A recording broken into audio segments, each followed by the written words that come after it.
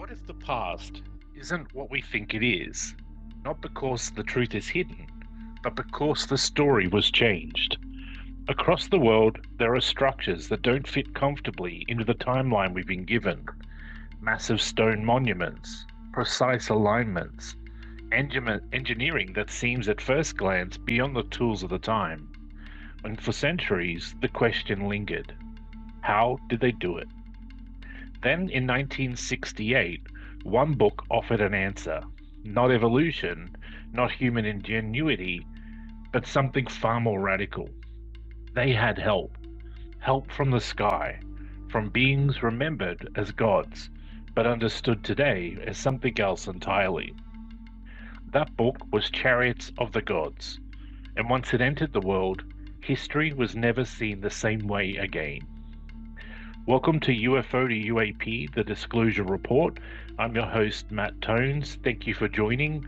Please subscribe and share this episode, which is titled Chariots of the Gods, the book that rewrote history. In 1968, a relatively unknown author named Erich von Däniken published a book that would go on to sell millions of copies worldwide. It didn't emerge from academia. It didn't follow traditional archaeological method, but it did something far more powerful. It connected the dots. Before this moment, ancient mysteries were treated individually. The pyramids of Egypt, the Nazca Lines of Peru, the statues of Easter Island, ancient carvings across Asia and the Middle East. Each was studied in isolation. Each had its own explanation. But von Däniken looked at them collectively and asked a different question. What if these are not separate mysteries, but pieces of the same story? That question was the ignition point, because once you begin looking for patterns, you start seeing them everywhere. Von Däniken's argument was not built on one piece of evidence. It was built on accumulation. Terrible pronunciation. It was built on accumulation. Let's walk through it slowly. The Great Pyramids of Giza stands out as one of the most studied structures in human history. Massive limestone blocks, precise alignment with cardinal directions, astronomical correlations that still spark debate. Von Däniken asked, could a civilization without modern tools really achieve this? His answer, not alone. He proposed advanced knowledge was introduced, construction methods were influenced, or technology was provided externally. But here's what matters. This was not a technical argument, it was a perception argument, because to the average reader, the pyramid already felt impossible. Von Däniken simply gave the feeling a direction. In the deserts of Peru, enormous geoglyphs stretch across the landscape. Lines, shapes, animals, only fully visible from the sky. Von Däniken's interpretation was immediate. Landing strips, signals, markers for aerial visitors. And again, this was powerful not because it was proven, but because it felt intuitive. If something is only visible from above, then perhaps it was meant to be seen from above.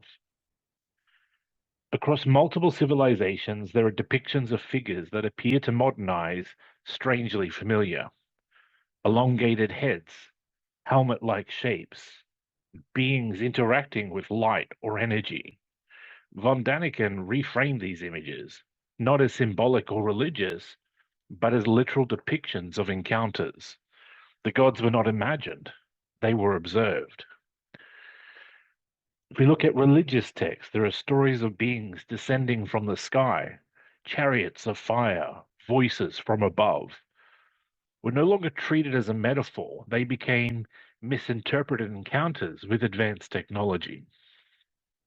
And this is where the episode becomes more important, because Chariots of the Gods didn't just present ideas, they changed the framework of interpretation. Before, ancient texts were mythology, structures were achievements, anomalies were curiosities. But after, Mythology became possible record. Structures became possible evidence. Anomalies became signals. And this shift is critical because once you change the lens, you change everything you see. Now, we slow down because this is where most retellings fail. Von Däniken's work has been widely criticized, not lightly, but extensively. If we look at the engineering reality, archaeology shows gradual development of building techniques, labor organization, and tool evolution. The pyramids were not built overnight. They were the result of iteration, refinement, and human ingenuity. The Nazca Lines, modern research suggests ritual pathways, water-related symbolism, or astronomical alignment. And importantly, they can be created using simple surveying methods. No aircraft required. Ancient art is symbolic by nature. What appears technical to us often represents spiritual concepts, cosmological ideas, or cultural identity. We are not seeing what they saw. We are seeing through modern perception. And if we look at the critical insight here, the strongest critique is not Van Daniken was wrong. It is he changed the question from how did they do it to who helped them do it. And that shift carries consequences. Now, if we zoom out, a pattern appears because this is where it becomes more powerful. So far, we've established a progression. Stage one, ancient texts, humanity trying to explain the unknown. Stage two, reinterpretation, modern thinkers reframing those texts. Stage three, global narrative, a single theory connecting everything. This is not random, it is a pattern of meaning making. Humans do not like unanswered questions, so we build frameworks. And the more compelling the framework, the wider it spreads.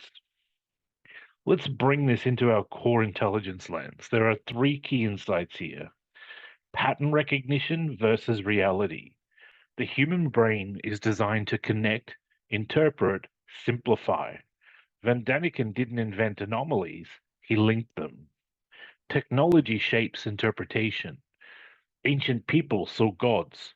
Modern people see extraterrestrials. Same phenomena, but different language. And narrative outpaces evidence, and this is the most important point. The strength of Chariots of the Gods is not evidence, it is coherence, a complete story. And once a story becomes complete enough, it becomes difficult to dismantle. So, what is this book? Not proof, not fiction, but something far more influential.